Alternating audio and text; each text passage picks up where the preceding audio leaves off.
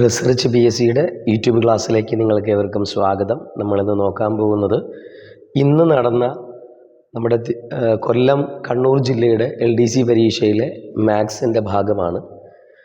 നിലവാരം പുലർത്തിയ ചോദ്യമായിരുന്നു. ഏകദേശം എല്ലാം നല്ല ചോദ്യങ്ങളാണ്. അതിലെ മാത്തമാറ്റിക്സിൻ്റെ ഭാഗമാണ്. നമുക്ക് നേരെ വീഡിയോയിലേക്ക് പ്രവേശിക്കാം. അതിലെ മാത്തമാറ്റിക്സ് ഭാഗത്തിലെ ഒന്നാമത്തെ ചോദ്യം അതിതാണ്: ഒരു ബഹുഭുജത്തിൻ്റെ പുറം കോണുകളുടെ തുക അതിൻ്റെ അകകോണുകളുടെ തുകയുടെ 2 മടങ്ങാണ്. ഒരു കണ്ടീഷനാണ് പറഞ്ഞിരിക്കുന്നത്. എങ്കിൽ ബഹുഭുജത്തിന് എത്ര വശങ്ങളുണ്ട് എന്നാണ് ചോദ്യം. അപ്പോൾ ഒരു ബഹുഭുജത്തിൻ്റെ പുറം കോണുകളുടെ തുക, ഒരു ബഹുഭുജത്തിൻ്റെ എത്ര ഭുജം ഉണ്ടായാലും ശരി, ബഹുഭുജത്തിൻ്റെ പുറം കോണുകളുടെ തുക എപ്പോഴും 360 ഡിഗ്രി ആയിരിക്കും. 360 ഡിഗ്രി ആയിരിക്കും. ഒരു ബഹുഭുജത്തിൻ്റെ അകകോണുകളുടെ തുക കാണാൻ, ഒരു ബഹുഭുജത്തിൻ്റെ അകകോണുകളുടെ തുക കാണാൻ എന്താണ് ഫോർമുല? n-2 ഇൻറ്റു 180 ആയിരിക്കും. n-2 ഇൻറ്റു 180 ആയിരിക്കും. അകത്തെ കോണുകളുടെ ആകെ തുക കാണാൻ n-2 ഇൻറ്റു 180 ആയിരിക്കും. പുറം കോണുകൾ എപ്പോഴും 360 തന്നെയായിരിക്കും. ഇവിടുത്തെ കണ്ടീഷൻ നോക്കണേ. ഒരു ബഹുഭുജത്തിൻ്റെ പുറം കോണുകളുടെ തുക അതിൻ്റെ അകത്തെ കോണുകളുടെ തുകയുടെ 2 മടങ്ങാണ്. അപ്പോൾ പുറത്തെ കോണ് 380 ഡിഗ്രി ആണെന്ന് നമുക്കറിയാം. അത് അകത്തെ കോണിൻ്റെ തുകയുടെ, അകത്തെ കോണിൻ്റെ ഇരട്ടിയാണെന്നാണ് പറഞ്ഞിരിക്കുന്നത്. അപ്പോൾ ഇതിൻ്റെ പകുതിയാണ് അകത്തെ കോണ് എന്ന് വെച്ചാൽ എത്രയാ? 180 ഡിഗ്രിയാണ് അകത്തെ കോണ്. അപ്പോൾ 180 ഡിഗ്രി കോണളവ് ഉള്ളത് ഏതിനെന്ന് നിങ്ങൾക്കറിയാം. അതൊരു ത്രികോണത്തിനാണ്. ത്രികോണത്തിൻ്റെ ആകെ വശങ്ങൾ എത്രയാണ്? 3. ഉത്തരം ഓപ്ഷൻ ബി ആണ്. 3 എന്നാണ് അതിൻ്റെ ഉത്തരം. അപ്പോൾ അടുത്ത ചോദ്യവും സെയിം തന്നെയാണ്. ഒരേ പാറ്റേണിലുള്ള ചോദ്യമാണ്. ചോദ്യം എങ്ങനെയാണ്? 12 വശങ്ങളുള്ള ഒരു ബഹുഭുജത്തിൻ്റെ അകകോണുകളുടെ തുക എത്ര? നിസ്സാര ചോദ്യമാണ്. ഓൾറെഡി ഞാൻ തൊട്ടു മുമ്പ് പറഞ്ഞു. അകത്തെ കോണുകളുടെ അളവ് കാണാനുള്ള ഫോർമുല n-2 ഇൻറ്റു 180 ആയിരിക്കും. 12 വശങ്ങളെന്ന് പറഞ്ഞു. 12 - 2 ഇൻറ്റു 180. അപ്പോൾ ഇവിടെ 10 ഇൻറ്റു 180 എത്രയെന്ന് വരും? 1800. Option C. അടുത്ത ചോദ്യം ഒരു സമാന്തര ശ്രേണിയുമായി ബന്ധപ്പെട്ടതാണ്. ചോദ്യം എങ്ങനെയാണ്? 2, 5, 8 അങ്ങനെ പോകുന്ന ശ്രേണിയിലെ എത്രാമത്തെ പദത്തിൻ്റെ വർഗമാണ് 2500? അപ്പോൾ ചോദ്യം ഇൻഡയറക്റ്റ് ആണ്. ഒന്ന് ശ്രദ്ധിച്ചാൽ മതി. ഈ പോകുന്ന ശ്രേണിയിലെ എത്രാമത്തെ പദത്തിൻ്റെ വർഗമാണ് 2500? അപ്പോൾ 2500 അതിൻ്റെ വർഗമൂലം കാണണം. അപ്പോൾ 2500ൻ്റെ വർഗമൂലം 25ൻ്റെത് 5, നിങ്ങൾക്കറിയാം 0. 50 സ്ക്വയർ ആണ് എത്ര? 2500. അപ്പോൾ ഇങ്ങനെ പോകുന്ന ശ്രേണിയിൽ, അപ്പോൾ ശ്രേണി ഇങ്ങനെ വരും: 2, 5, 8, 50.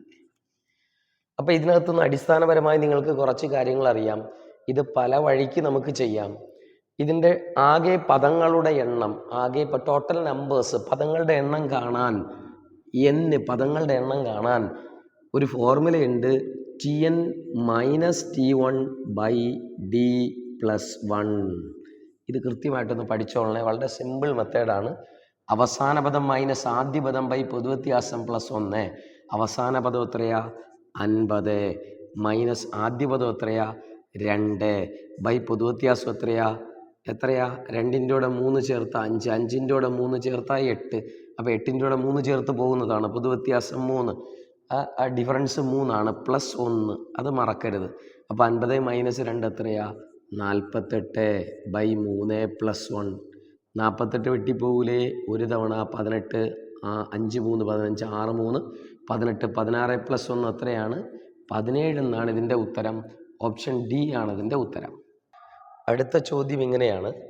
ഒരു കൂട്ടുപലിശയുടെ ചോദ്യമാണ്. ചോദ്യം: 8% വാർഷിക കൂട്ടുപലിശ കണക്കാക്കുന്ന ഒരു ബാങ്കിൽ 25,000 രൂപ നിക്ഷേപിച്ചാൽ 2 വർഷത്തേക്ക് ശേഷം കിട്ടുന്ന പലിശ എത്ര? പലിശ മാത്രമാണ് ചോദ്യം. പലിശ എത്ര എന്നാണ് ചോദ്യം. ഇത് ശരിക്കും പലതരത്തിൽ ഈ ചോദ്യം ചെയ്യാം. ഒറിജിനൽ വഴിയിൽ ചെയ്യുകയാണെങ്കിൽ ഫോർമുല പി ഇൻറ്റു 1+r/100^n. അപ്പോൾ ചിലർ ഒറിജിനൽ വഴിക്ക് തന്നെ ചെയ്യും, ഒറിജിനൽ വഴിക്കും ചെയ്യാം, സിമ്പിളായിട്ട് വേറെ പല വഴിക്കും ചെയ്യാം.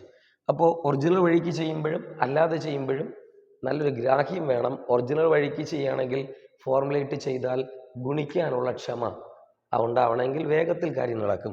പ്രിൻസിപ്പൽ എമൗണ്ട് എത്രയാ? 25,000 ഇൻറ്റു ഇവിടെ ശ്രദ്ധിക്കണേ 1+ റേറ്റ് ഓഫ് ഇൻട്രസ്റ്റ് എത്രയാ? 8%. (n) എത്രയാ? 2. അപ്പോൾ ഇവിടെ 100 808. അപ്പോൾ അടുത്ത് എഴുതേണ്ട വരി 25,000 ഇൻറ്റു 108/100. ഒരിക്കൽ ഇവിടെ 2 തവണ ഉണ്ടല്ലോ, 108/100. ശ്രദ്ധിക്കണേ, 100 100 + 8 108/100 എന്നാണ് കിട്ടുന്നത്. 2 തവണ എഴുതിയിട്ടുണ്ട്, വെട്ടിപ്പോയി. ഈ 0 ഇതും വെട്ടിപ്പോയി. 5 5 25, 2 തവണ ഇത് വെട്ടിപ്പോയി. 5 54. അപ്പോൾ ഗുണിക്കേണ്ടത് ഇതാണ് 108 ഇൻറ്റു 54. വലുത് ഗുണിക്കാം ആദ്യം. 4 8 32, 3 സിസ്റ്റം 0 3 1 4 4, 8 5 40, 4 സിസ്റ്റം 4 1 5 5.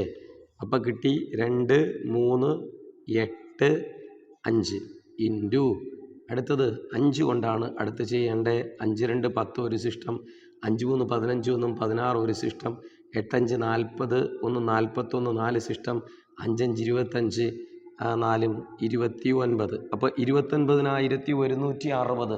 ഇത് മുതലും പലിശയും ചേർന്ന തുകയാണ്. ഇതിൽ നിന്ന് എന്ത് ചെയ്താൽ മതി? 25,000 രൂപ മുതൽ കുറച്ചാൽ നമുക്ക് കിട്ടും 6 1 4 4,100 രൂപ എന്ന് കിട്ടും. അപ്പോൾ ശരിക്കും ഇതാണ് വേഗത്തിൽ ചെയ്യാൻ പറ്റിയ. ഇഞ്ചുവടി അറിയാമെങ്കിൽ ഇതാണ് ഏറ്റവും എളുപ്പ വഴി. അല്ലാതെ നമുക്ക് ഇങ്ങനെ ചെയ്യാം. എന്താണ്? 25,000 രൂപ 25,000 രൂപ ആദ്യത്തെ വർഷം സാധാരണ പലിശയും കൂട്ടുപലിശയും തുല്യമായിരിക്കും. അതിൻ്റെ 10% 2,500 രൂപയാണ്. മനസ്സിൽ വേണം, 10% 2,500 രൂപ എങ്കിൽ അതിൻ്റെ 1% 250 രൂപയാണ്. ഇതിൻ്റെ 8% എന്ന് പറയുന്നത് 10%-ത്തിൽ നിന്ന് 2% കുറച്ചാൽ മതി.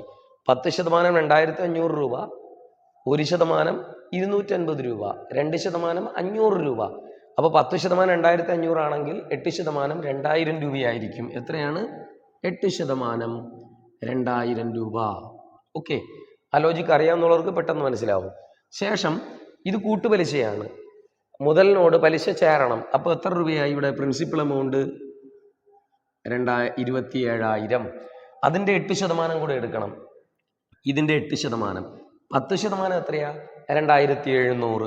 10% 2,700, 2,700 മൈനസ് 2% കുറയ്ക്കണ്ടേ? 1% 270, 2% 27 27 54 540. 540 രൂപ അതിൽ നിന്ന് കുറയണം. അപ്പോൾ എത്ര കിട്ടും? 6 ഇവിടെ എത്രയാണ്? 1 160. അപ്പോൾ 2,160. ടോട്ടൽ കൂട്ടുമ്പോൾ എത്ര കിട്ടും? 4,160. ഇങ്ങനെ ചെയ്താൽ പലിശ മാത്രമായിട്ട് 4,160 രൂപയെന്ന് കിട്ടും. ഓക്കെ, ഉത്തരം അതാണ്. ഉത്തരം ബി 4,160.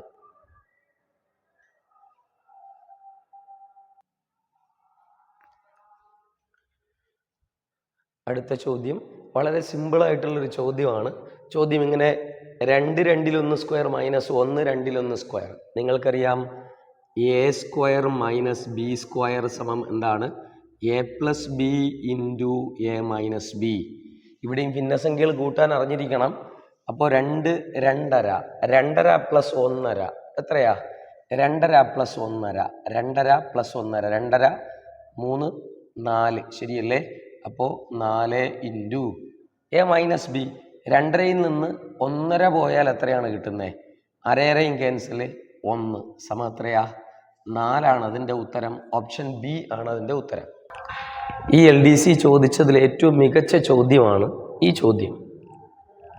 1 × 2, 2 × 3, 3 × 4 അങ്ങനെ പോകുന്ന ശ്രേണിയിലെ ആദ്യത്തെ 10 പദങ്ങളുടെ തുക എത്ര എന്നതാണ് ചോദ്യം.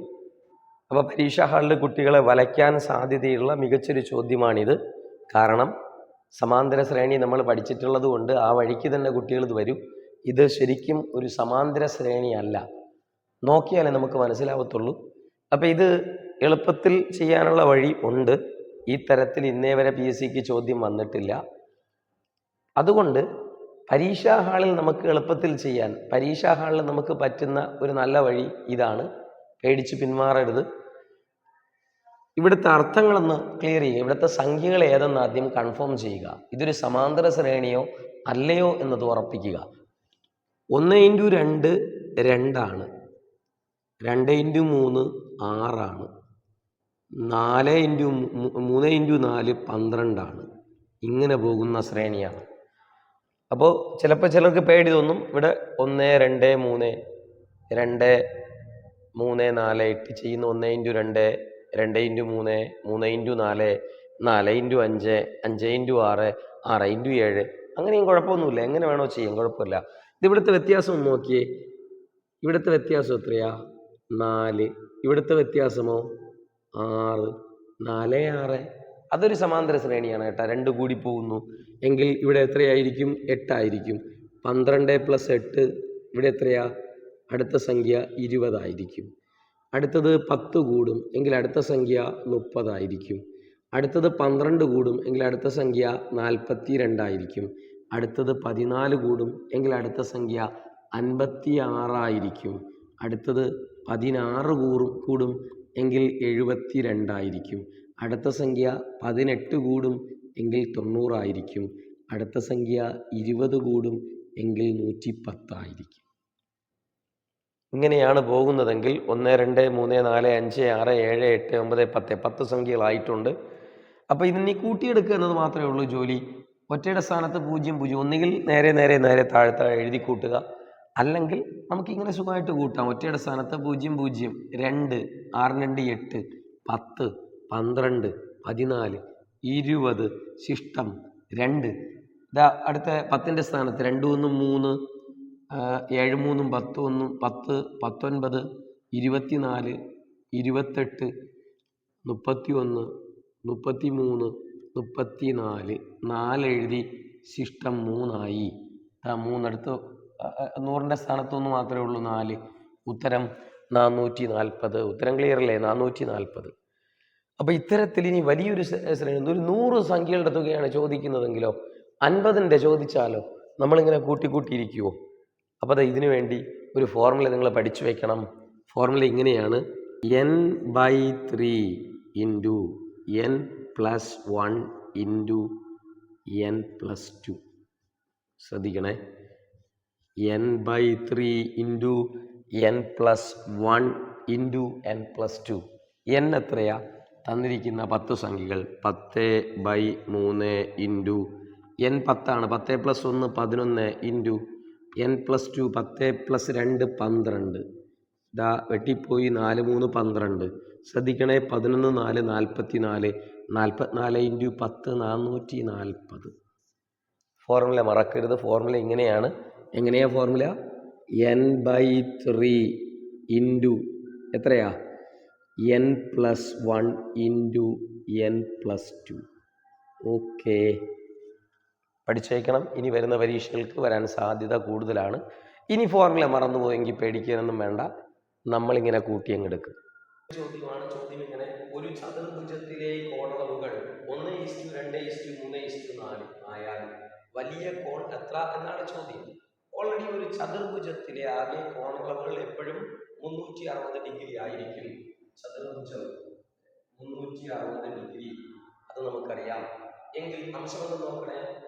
1:2:3:4 എന്ന് വെച്ചാൽ 4 3 7 7 3 10. 10ൽ വലിയ കോൺ എത്ര? വലിയ കോൺ 4 അല്ലേ? എങ്കിൽ 360 എത്ര എന്ന് കണ്ടാൽ മാത്രം മതിയാവും. 0 ക്യാൻസലായി. 36 × 4 ആണ് ഉത്തരം. 6 4 24. 2 ശിഷ്ടം 4 3 12 2 14. ഉത്തരം ബി 100. അടുത്തത് വളരെ സിമ്പിളായിട്ടുള്ളൊരു ചോദ്യമാണ്. ചോദ്യം എങ്ങനെ: ഒരു സംഖ്യയോട് 1 കൂട്ടിയതിൻ്റെ വർഗമൂലത്തിൻ്റെ വർഗമൂലം 3 ആയാൽ സംഖ്യ എത്ര? അപ്പോൾ അവസാനം ഒരു സംഖ്യ തന്നിട്ടുണ്ട് 3. വർഗമൂലത്തിൻ്റെ വർഗമൂലം. അപ്പോൾ ഇതിൻ്റെ സ്ക്വയർ നോക്കണം. 3ൻ്റെ സ്ക്വയർ 9. വർഗമൂലത്തിൻ്റെ വർഗമൂലത്തിൻ്റെ വർഗമൂലം അത് 3 എങ്കിൽ 3 സ്ക്വയർ 9. 9ൻ്റെ സ്ക്വയർ എത്രയാ? 81. ശ്രദ്ധിക്കണേ ചോദ്യം. ഒരു സംഖ്യയോട് 1 കൂട്ടിയതിൻ്റെ വർഗമൂലത്തിൻ്റെ വർഗമൂലം. അപ്പോൾ 1 കൂട്ടിയപ്പോഴാണ് 81. അതിൽ നിന്ന് 1 കുറച്ചാൽ എത്രയെന്ന് കിട്ടും?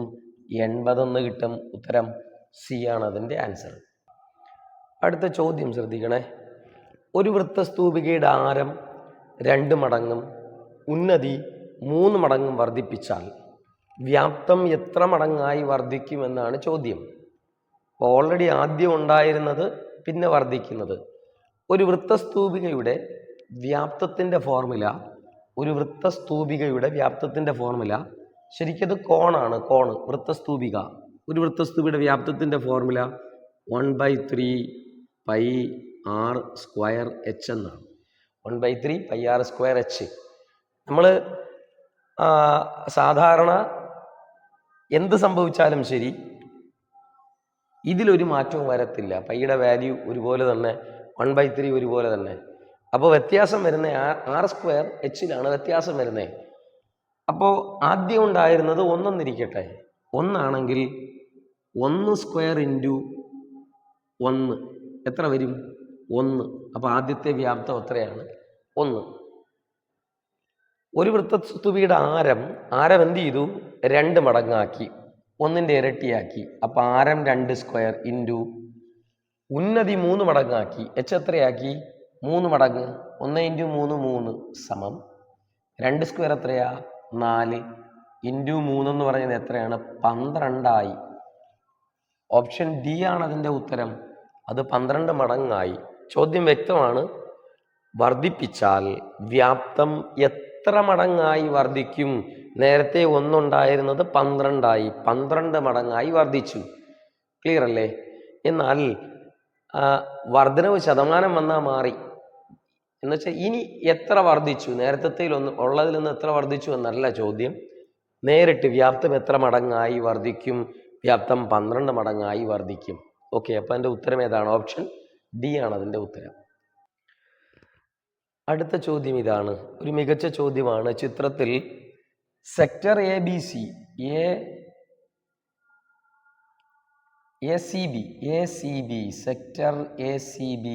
സെക്ടർ എ സി ബിയുടെ അളവ് 260 ഡിഗ്രി എന്ന് പറയുന്നു.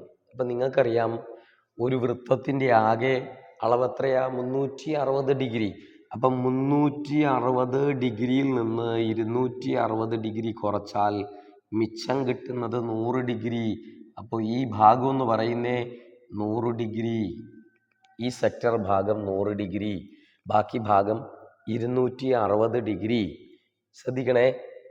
ആയാൽ കോൺ എ ബി സിയുടെ അളവ് എത്ര എന്നാണ് ചോദ്യം. എ ബി സിയുടെ അളവ് എത്ര എന്നാണ് ചോദ്യം. എ ബി സി ഈ സെക്ടറിൻ്റെ നേർപകുതിയായിരിക്കും ആ കോണിൻ്റെ അളവ്. സെക്ടറിൻ്റെ നേർപകുതി. ഇവിടെ ഇത്രയും എത്രയാണ്? ഈ ആർക്ക്, ഈ ഭാഗം എന്ന് പറയുന്നത് 100 ഡിഗ്രിയാണ്. 100 ഡിഗ്രി എന്നാണ് കൊടുത്തിരിക്കുന്നത്. എങ്കിൽ അതിൻ്റെ നേർപകുതി ആയിരിക്കും എത്ര? 50 ഡിഗ്രി ആയിരിക്കും അതിൻ്റെ ഉത്തരം. ഓപ്ഷൻ ഏതാണ്? Option B. ഈ ക്ലാസ് ഇഷ്ടപ്പെട്ടു എന്ന് കരുതുന്നു. ഇഷ്ടപ്പെട്ടാൽ നിങ്ങൾ ലൈക്ക് ചെയ്യുക. ഈ അറിവ് മറ്റുള്ളവരിലേക്ക് പകരുവാൻ ഇതൊന്ന് ഷെയർ ചെയ്യുക. ഇനിയും കാണുന്നവരിൽ ആരെങ്കിലും ഈ ചാനൽ സബ്സ്ക്രൈബ് ചെയ്തിട്ടില്ലെങ്കിൽ എത്രയും വേഗം സബ്സ്ക്രൈബ് ചെയ്യുക. അതിലെ ബെൽ ബട്ടൺ ഓൾ എന്നത് എനേബിൾ ചെയ്യുക. ഞങ്ങളിടുന്ന എല്ലാ വീഡിയോസും ഉടൻ തന്നെ നിങ്ങൾക്ക് ലഭിക്കുന്നതായിരിക്കും. അടുത്ത ക്ലാസ് വരേക്കും ബൈ.